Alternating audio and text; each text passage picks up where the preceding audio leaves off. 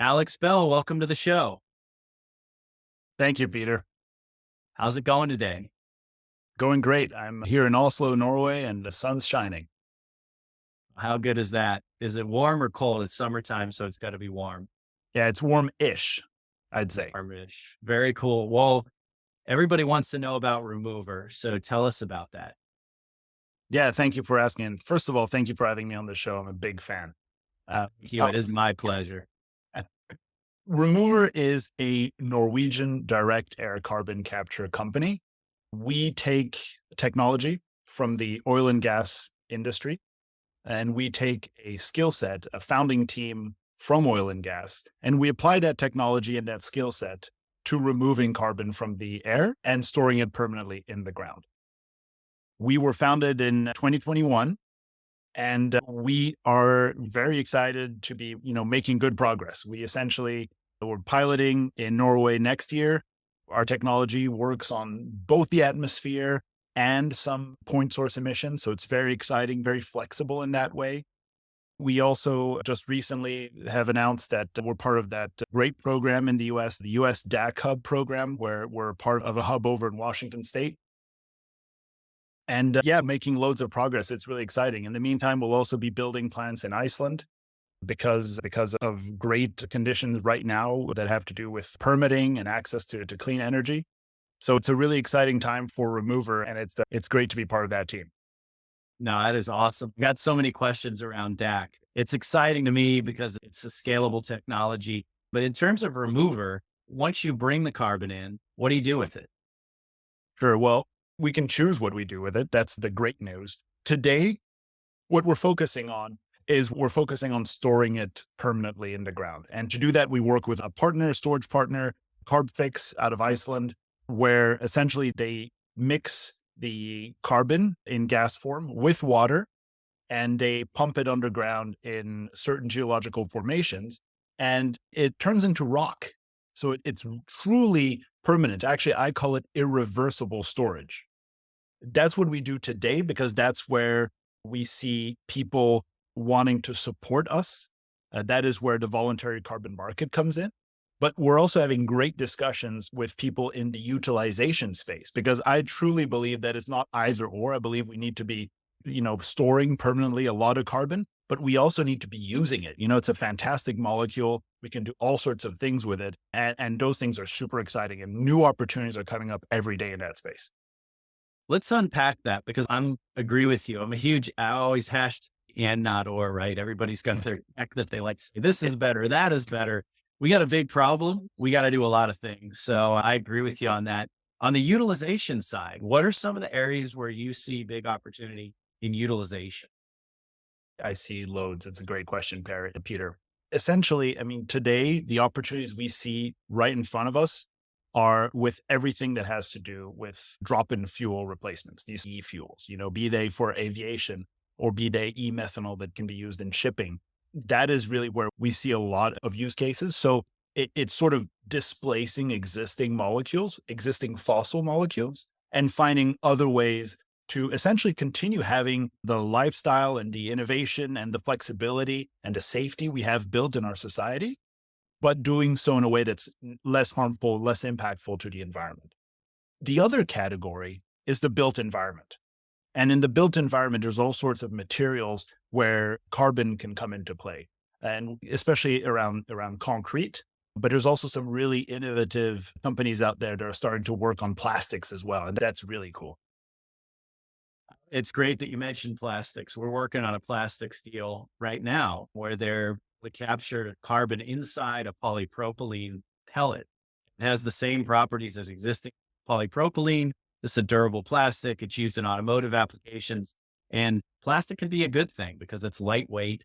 And if it's used durably, it actually is a CO2 reduction. So yeah, I'd agree with you. The material space is super exciting, fuel space. And yeah, I think we've been trained to believe CO2 is a bad thing. It's only a bad thing if we just throw it into the atmosphere, but it can be a good thing and it can be a good molecule if we use it. Absolutely. Absolutely. The good news is that there's plenty of it, right? So it's exactly, if you can turn that problem into a solution, it opens all sorts of opportunities, right? Yeah, I'm a huge fan. I'll give a plug to a book. I love the book called The Obstacle is the Way by Ryan Holiday. And that's just a great book where you have adversity, and as opposed to looking at it as a negative or something that you have to overcome, you can sort of flip that and make the obstacle the way forward. That's how a lot of the most successful people throughout history have done it. So everybody check out that book, Ryan Holiday, The Obstacle is the Way. But I digress. So I'll get back so Alex, tell me about your entrepreneurship journey because we have so many listeners that work inside big companies and they've been in big companies their whole lives. And how do you make that leap, go out on your own and feel confident that you can do it and be successful? Well, I I have to say this is something that I feel like I've been very lucky to be able to have the opportunities I've had and to be able to seize them. But let me start back and take you back a little bit to what I was doing previously before my current role and the previous role. So I was working in a large chemical and fertilizer company called Yara International. So it's a Norwegian major. It's the essentially inventor of nitrogen fertilizer. And in that company, big multinational corporation had, a range of roles in marketing and in sales and commercial leadership and strategy, and very much in the corporate mold, always very much in the corporate mold. But what happened was that eventually in one of these corporate roles, I started working on an opportunity and was an opportunity that was just adjacent to the core business, but very close, but far enough that the core business didn't find it very comfortable. And that opportunity was around how do we turn Yara's portfolio of nitrogen fertilizers and crop nutrition products and digital services into solutions for growers around sustainability, because not all nitrogen fertilizers are made equal. Some of them have a much higher carbon intensity than others, and Yara's had a much lower carbon intensity. So we're just trying to figure out how to do that. And and it turned out that at the time, anyway, the path to monetization was long and difficult. But we had all this knowledge, and how do you turn this knowledge into a business? And I started basically coming up with this. We started coming up with this idea in the company, in a team: carbon farming, soil carbon sequestration. But again, it was just next to the core. It wasn't core. It was next to the core. It used all of the skills of the core, but it wasn't the core business. And, through a process with a number of Yara colleagues, we started pitching this internally, and eventually we got traction and we got a go ahead to, okay, go and do a pilot. Okay. And that pilot turned into, okay, go into a business case for what this business will look like. And once we'd done that, we realized that this business would have the highest chance of success if it stood next to the mothership, next to Yara, not inside of Yara.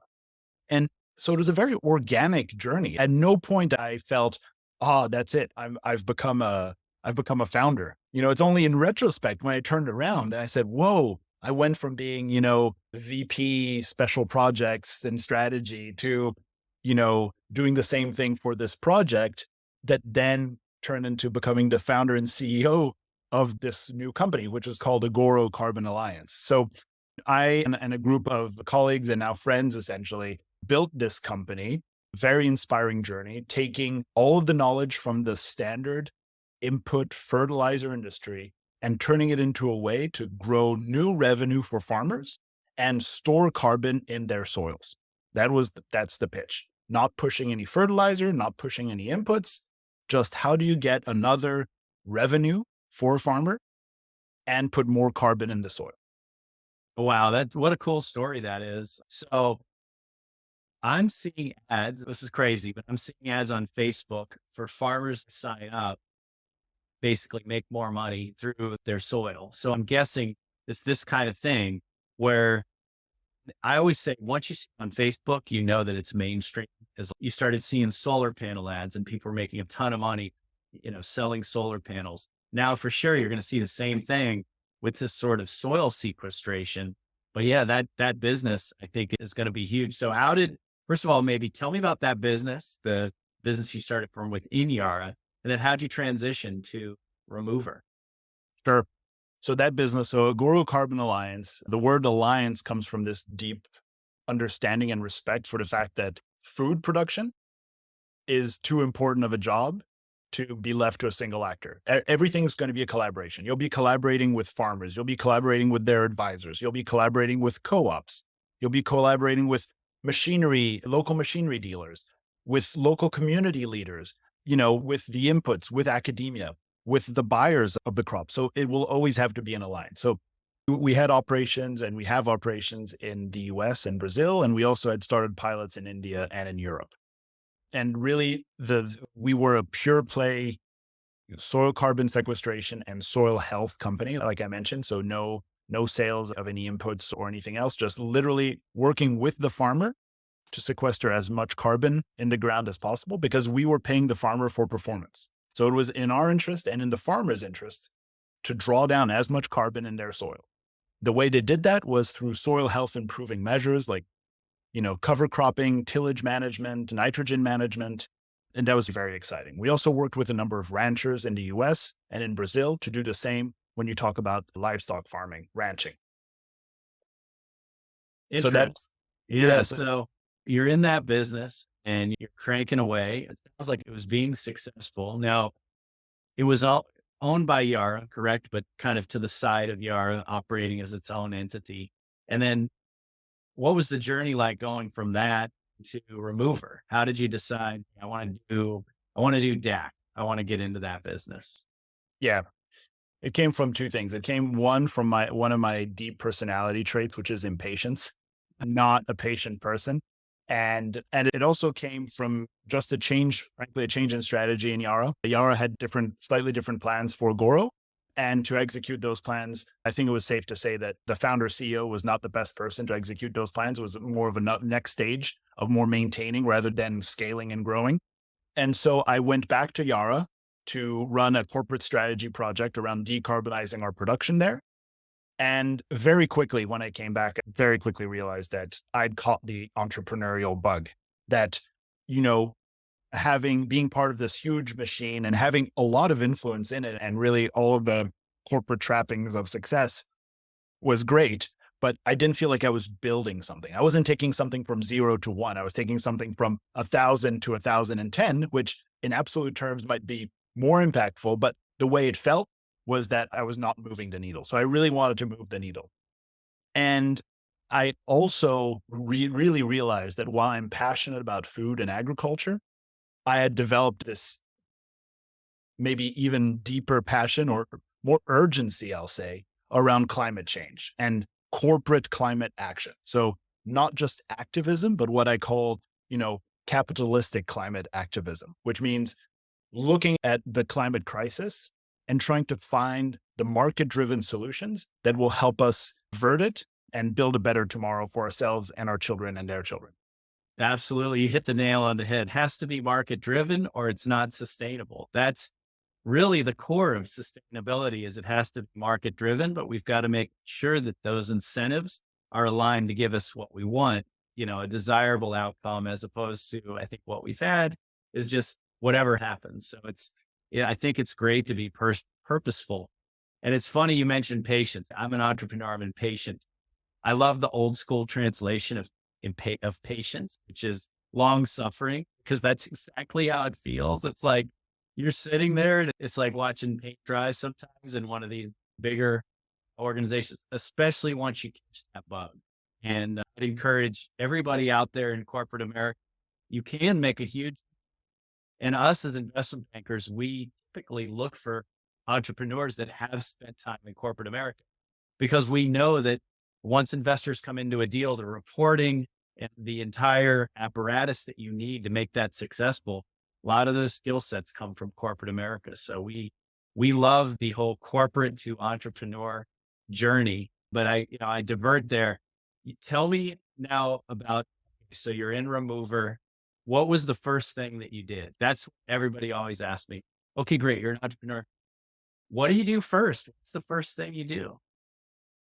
So the first thing I did is I tried to figure out what was the real demand for what we were doing, because I have a CTO, and he's much more competent than I am on everything having to do with the technology. So I'm not gonna backseat technology him, but it was more about finding the right partners, finding the way to scale this up. Because what's important to realize is that right now, DAC is direct air capture is at a quite a small scale still. The largest plant in the world is 4,000 tons per year.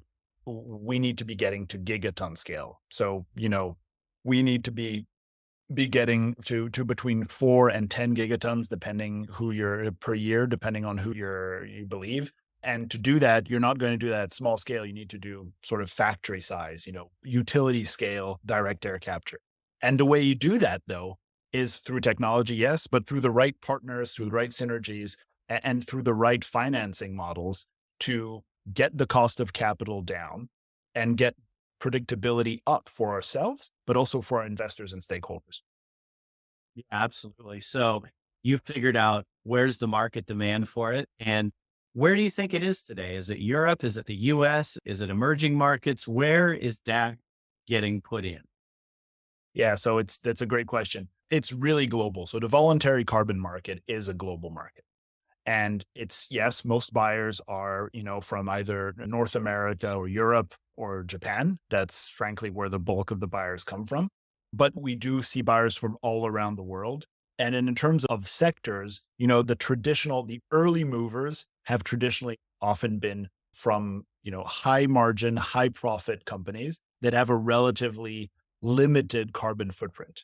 So it's more from technology and financial and insurance companies because they can afford it and they have a relatively small footprint.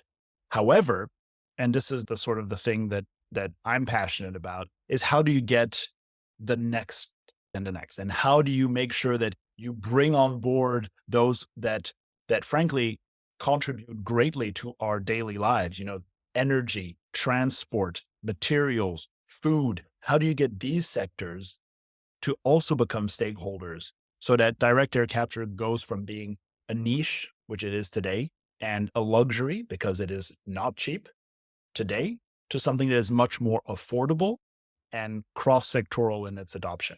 And that's for me, that's the strategic imperative, but that's also the climate imperative that gets me out of bed every morning. Absolutely. Yeah. And we've got to do it. What I love about DAC, I'll say what I love about it, that you can say what you love about it. But I love that it's scalable and it reminds me a lot of solar. And I remember in the early days of solar, you had these concentrating solar plants and you had PV. And there was a big debate which one's going to win. And I was right. Give myself credit. I said PV is obviously going to win because what's going to happen is they're going to move it to China. They're going to make it cheaper and it's scalable. You can just do it repeatedly. It's not waiting on some new tech. And of course, we know the cost per watt of solar plummeted and now we have solar everywhere. DAC reminds me of the same thing. Like, as far as this is a tech that's scalable, it's duplicatable. You can put it a lot of different places. It may be a little bit more expensive today than other means per ton of CO2, but you have to believe in the cost that is going to come way, way down as it scales. Do you agree with me? It's okay to disagree, but do you agree with I me on that? And why do you like that? Yeah, I'll start with why I like DAC, and I'll tell you a little bit about my what I see in terms of bringing the cost down. What I love about DAC is I love how absolutely laser focused it is on the climate issue. It is, you're not talking about having all sorts of other benefits. It literally sucks carbon out of the air. That is literally the thing we need to be doing, and that is what it does. That's one thing. Two, it is today, the only thing to do what I call climate time machine. It is the only thing that can literally turn the clock back in terms of anthropogenic CO2. There's nothing else. Three, I love how measurable it is. You can literally go to Sears and buy a flow meter, put it at the end of your DAC stack, and you know how much you're capturing. You don't need fancy models. You don't need to guess. You don't need to be an actuary. You know. And I love that. Coming from, soil carbon is hugely impactful and it has so many wonderful soil health, biodiversity, resilience, climate adaptation aspects to it. But today, there's still a lot of modeling going on. And that for some folks, that's problematic. And I love that with DAC, the fact that it's so measurable. And then finally, like you say, scalable. It requires so little land compared to other solutions. And yes, it requires electricity today, but innovation will help us get down that energy consumption. And frankly, it's also a great way to spur renewable build out. We see it in countries like Kenya, for example, today, where DAC is actually probably going to become part of the solution to catalyze a build out in renewables. So that was for the first part of your question. For the second part of your question, regarding bringing the costs down, I mean, this is one of the things I love about Remover is the built environment we live in. The paint, the building materials in the wall that's next to you, and the paint that covers it, and the materials that have gone into your desk and your computer, all of those were produced in giant plants. And they were produced in giant plants to get the cost down. That is why. No one talks about modular LNG terminals. No one talks about modular, car factories. That just doesn't exist. And that there's a good reason for that. And that's because economies of scale are extremely powerful. And for example, in the case of Remover, we see that, when we look at the real world quotes, the actual quotes we have from suppliers, and average out the quotes from our top 3 suppliers for the main parts for our plants, and we do that across 100 tons, 2,000 tons, 100,000 tons, and these are all components that exist, we see a nearly 60% drop just there in terms of the cost per ton. And that's before learning. And that's before access to cheaper electricity because you're not buying, 1 megawatt, but 100. There's so much opportunity to bring the cost down that I'm really confident that, we will do it at Remover. And frankly, many of our peers in the DAC space will do so as well. All right. So I got a couple of questions there. Speaking of peers in the DAX space, there is a big acquisition this week of Oxy made an acquisition of a company. Tell us about that. Did that get your attention? I'm sure it did. And do you see increasing valuations for these companies? I'm assuming you do, or you wouldn't be in it. But talk about financeability, the market for DAC and DAC companies, and why did Oxy pay the valuation that they did, which seemed a little on the high side? But why do you think they paid that much for it? So first I have to, congratulate all parties on that deal because I think it's a great deal for everyone. It's a great deal for the industry as a whole. And I think it sends the right signals about the direction which we're heading. I think that, what Oxy saw was a company with a proven execution track record and a proven technology and a company that they knew well, because you have to remember that Oxy and Carbon Engineering have been working together for years now. So I think that all of these things came together along with, the DAC Hub announcements and combining that with the plans that Oxy had to actually build out a portfolio of projects using carbon engineering technology. I think all of those things were a perfect storm in terms of driving, shared value for both the carbon engineering team and Oxy and its shareholders. Now, if I zoom out and I look at the sector as a whole, I really think that this is that direct air capture is the keystone of a new carbon sector that is going to be huge, and that is going to be transformative in the same way that the old carbon sector was, 150 or so years ago when we started really going from, really industrializing up coal. And then after that, when we went from coal to oil, I think it's going to be a shift along those lines. And I really see DAC as being the core of that. So I wouldn't be surprised if, in a decade, you're looking at a situation where you have a number of direct air capture unicorns, obviously, but also a few decacorns that probably have become household names by then, at least in the infrastructure and energy space. So I'm very bullish about that. And the reason why is, once again, it's because of scarcity. There are not that many technologies that can do what DAC does. And also because I believe that, we as a society faced with this challenge of climate change, that we are going to innovate our way into a number of different use cases for atmospheric carbon and biogenic carbon, of course, to apply them to a range of applications from fuels to building materials and so on. No, that's super cool. So you mentioned unicorns and decacorns. Here's what I got to ask is, number one, is Remover financed today? Are there any institutional investors in the deal? How are you guys financed? Are you looking for capital? Where are you guys in that regard? And then my follow-up question will be, who do you see financing DAC? Is it VCs? Is it infra funds? Is it a combination of both? There's always a hole in the market around, for example, development costs. Nobody wants to fund them. We've worked through that on several deals and made headway, but that's a hole we see in the market. So maybe talk us through removers financing situation and strategy and what you see more broadly. Yep. No, thank you for asking. So right now we're actually in the process of raising our first institutional round, I'd say. We have a couple of institutional investors that have sort of come in organically, I would say, here in Norway. So one of them is called Veneer Green Industries, and the other one is called Green Cap Solutions. So there are two Norwegian companies that are investors in Remover. We're currently in the process of seeking additional investors to take us forward on our journey, mostly development costs, those devilish development costs that you have to have. So right now we're looking at VC funding, and we're looking at a combination of financials and strategics, because I think you really need a well-rounded team. You need all sorts of skill sets around the table, and that's very important to us. However, I do think that for us, something that's extremely important is that we're very clear and clear eyed that this is not something that is going to be financed off the balance sheet and financed by equity over time. Becomes an infrastructure play. I want to be talking to infrastructure banks as soon as possible, as soon as it's credible to do so, because these are big assets. These are big assets that are exactly aligned with what an LNG terminal would be like. It's a large machine that handles a lot, that has a lot of ductwork, a lot of dampers. It handles a lot of gas instead of methane. It's handling CO2.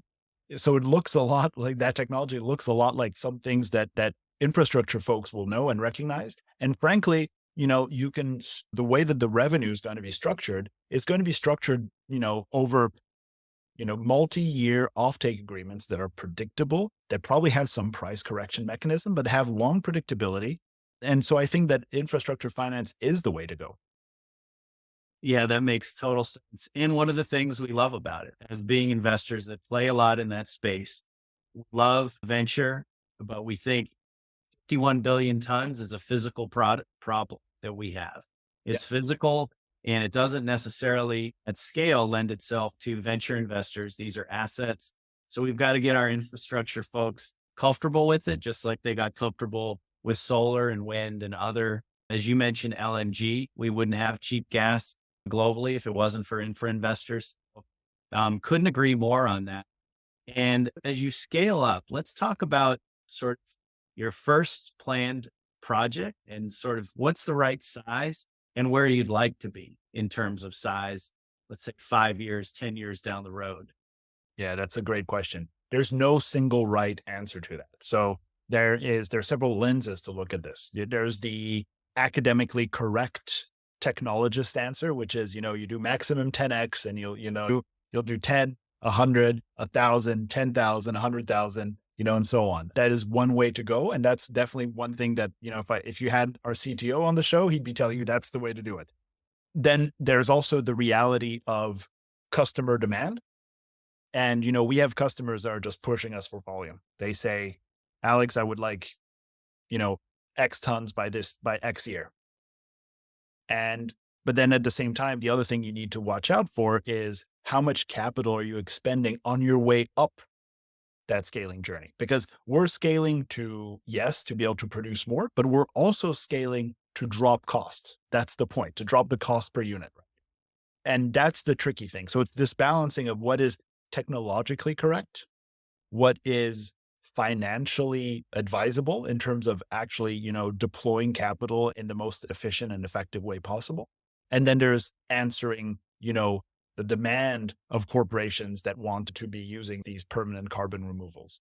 So what we're looking at is today have a pilot going in Norway which is just 50 tons per year. It's a small pilot. It's funny because it's a small pilot in terms of capacity, but it takes a lot of space because it's designed for us to be able to literally walk through it and be able to poke and prod it to make sure, why is this thing not working or why is it not working? Okay, how do you change that? Then next year we will be testing an engineered scale module, which will be 100 tons. And this is a very exciting project because we'll be doing this at a a carbon management test facility that's run by the Norwegian government, but also in collaboration with Equinor, Shell, and Total. So, oil majors plus the government, and it's all about innovation in carbon management. Very exciting. So that's next year. Then after that, it's 2,000 tons per year, and that will be based in Iceland with our partners Carbfix and On Power to provide the renewable power. And then it will be 100,000 tons in Iceland. Now, how do you go from 2,000 tons to 100,000 tons? I can see you asking that. The way you do that is actually the 2,000 ton plant is not a scaled up version of the 100-ton plant. It's a scaled down version of the 100,000 ton plant. The 2,000 ton plant is the smallest model we could get down to using the same process thinking, the same design principles as for the 100,000 ton plant. And then once you have the 100,000 ton plant, that becomes today, based on the suppliers that we're working with, that becomes the unit for your million ton plant. So the million ton plant will probably not be done as a single million ton plant, because by 2029, we will be building a million ton plant and launching operations then, but it will probably launch in tranches. And those tranches then become very financeable projects, because then you're basically telling your partners on the infra side, you're telling them, listen, I'm building this out. I'm selling this many credits over this many years for this much income.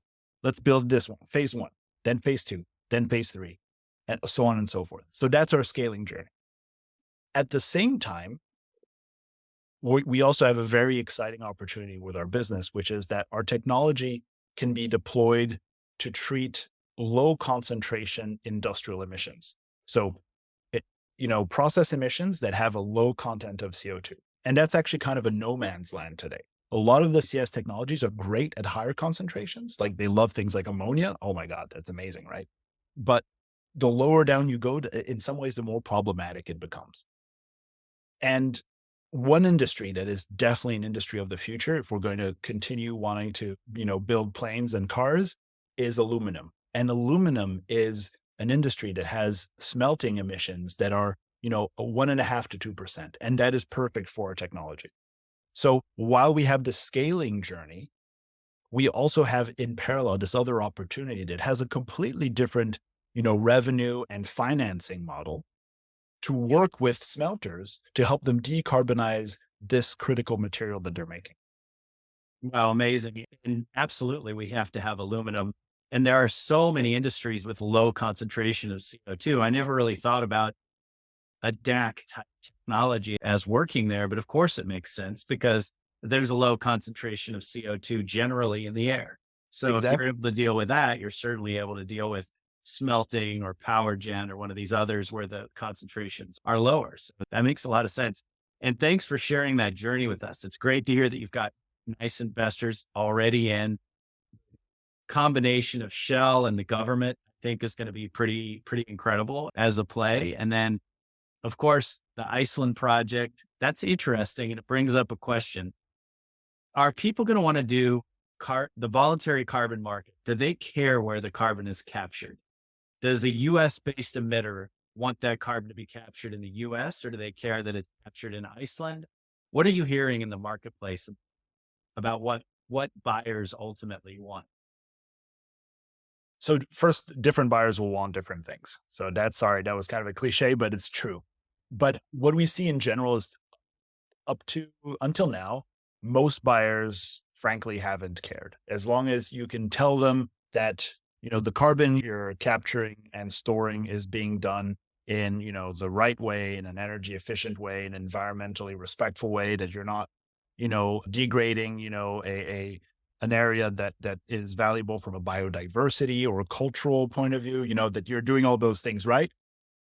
People were pretty open. However, I do think that because DAC is built on these sort of longer term projects, our plants are planned to run for 25 years and probably more after that. Okay.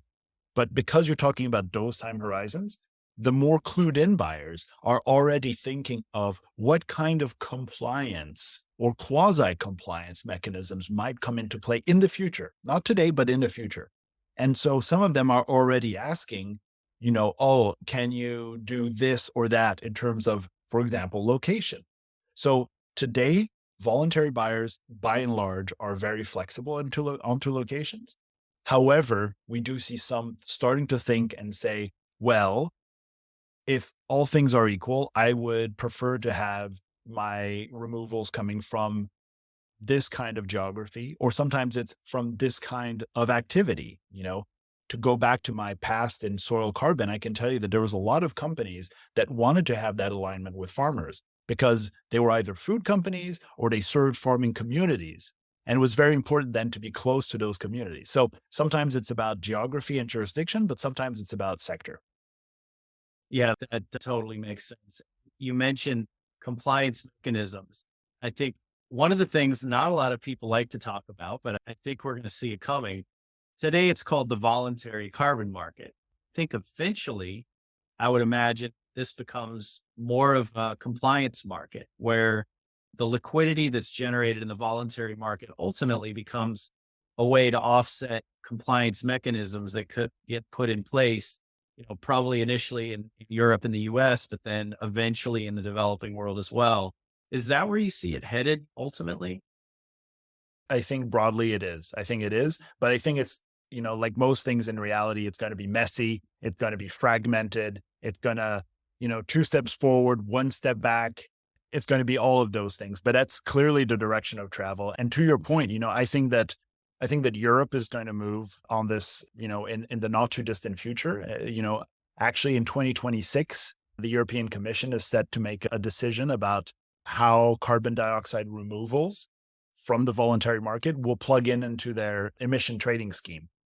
Because one thing that people don't really maybe realize, and especially maybe folks in the US, is that by 2040, the European compliance market, the number of credits that go for trading go down to zero by 2040. And how does that happen? How does talk me through that mechanism Well, where they're dropping off? so I'm not an expert. There's a lot of people that are deeper into weeds than I am on this. But what I'll say is that there's a ratchet where every year the amount of allowances goes down, right? And that ratchet is set so that there's literally zero allowances by 2040. And what happens then? Because it's not like there's going to be no emissions in 2040, you Right. know? So how do you get down to zero? Well, the answer is removals. That's the answer. The answer is carbon removals. And if you're going to do that on a compliance basis, you want to make sure that what you're doing is solid, is watertight. And today, the most solid and watertight carbon removal in existence is DAC. So that's going to, my next question is direct ocean capture, right? This is a new technology that's emerging. Argument is there's more CO2 in the ocean than there is in the air, or greater concentrations. Theory, you should be able to do it cheaper, but I'm not seeing any projects, real projects get announced. Is that a viable technology in the future? Is it something you guys are looking at? Or is it just kind of hype? No, I think so. I think it's definitely something that I think it's great that companies are looking into it and academics are looking into it. I think we need every solution we can get. So I really, it's really exciting the projects I'm seeing over, and the research right now, it's much more research, academic research, but it's not something we're looking at actively today because we're really deployment biased. We're looking at things that we know can work and that we know we can deploy as fast as we can because we just don't have the time to wait around. So we need to Right. deploying what we have now, but we're really cheering for those developments because we think it can be a great help in this race to get these as much emissions down and also to take down the stock of emissions that are already in the atmosphere. And that was super cool. Yeah, I tend to agree with you. It's early days in direct ocean capture, but it seems promising and it holds similar attributes to direct air capture. And that I think if they ever figure it out, it would be pretty scalable. So seems like a cool thing. Well, Alex, let's transition to Alex Bell, the person. Talk to me about what you're up to outside of work. What's your family life like? How do you balance? You answered an interesting question because we asked about what's some of the attributes that make you successful, and you said time. Can you elaborate on that? I think time is our most precious commodity. It's worth more than money. But tell me about how you think about it and how you live your life, philosophies that make you successful as an entrepreneur?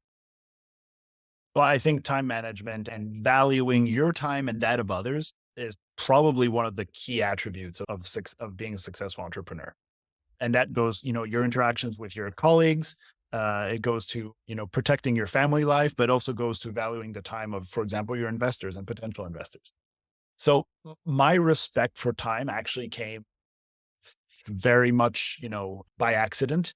I had a health scare a few years ago. So 4 years ago, I had a near death experience, which I can tell you that really refocuses you.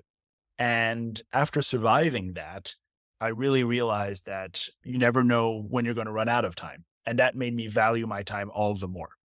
And so I started trying to, it was a feeling more than a rational thought. And I had to try to find ways to articulate that. And it's really guided me in terms of this impatience. I told you I was impatient.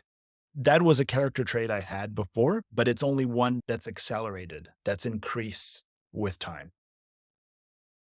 Now, how does that inform my thinking in terms of the business I'm in terms of the climate action business? I mean, I think that at a system level, time is of the essence. We're the first generation that notices the change of climate change, and we're maybe the last that can do something serious about it before it gets too bad.